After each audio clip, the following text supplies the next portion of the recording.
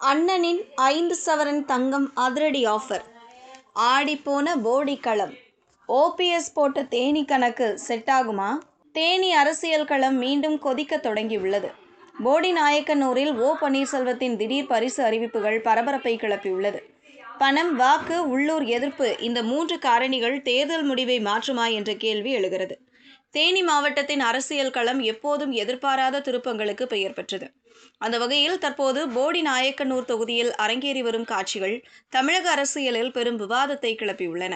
அதிமுகவில் முதல்வர் நாற்காலி வரை அலங்கரித்த ஓ பன்னீர்செல்வம் தற்போது திமுக வேட்பாளராக அதே தொகுதியில் களம் காண்பது ஒருபுறம் வியப்பை ஏற்படுத்தினாலும், அவர் அறிவித்துள்ள பரிசு மழை அறிவிப்புகள் கள நிலவரத்தின் தீவிரத்தை உணர்த்துகின்றன. மேலச்சொக்கநாதபுரம் மற்றும் சங்கராபுரம் பகுதிகளில் நடைபெற்ற பூத் கமிட்டி கூட்டங்களில் ஓபிஎஸ் மற்றும் தங்க தமிழ்ச்செல்வன் ஆகியோர் இணைந்து அறிவித்துள்ள ஊக்கத்தொகை மற்றும் தங்கப்பதக்க அறிவிப்புகள் திமுகவினரை உற்சாகப்படுத்தி இருப்பதாக தோன்றினாலும், இதற்கு பின்னால் இருக்கும் அரசியல் நெருக்கடி கவனிக்கத்தக்கது.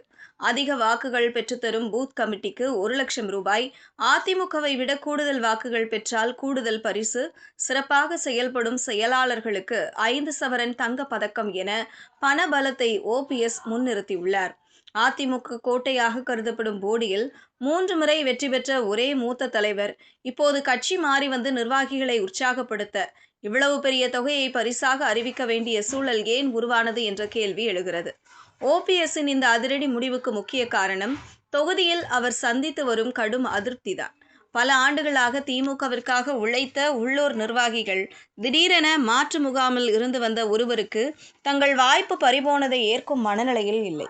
தங்களுக்கு தொடர்பே இல்லாத ஒருவருக்காக வேலை செய்ய வேண்டிய கட்டாயத்தில் இருக்கும் உள்ளூர் திமுகவினரின் ஒத்துழைப்பு ஓபிஎஸ்ஸிற்கு சரிவர கிடைக்கவில்லை என்பது வெளிப்படை.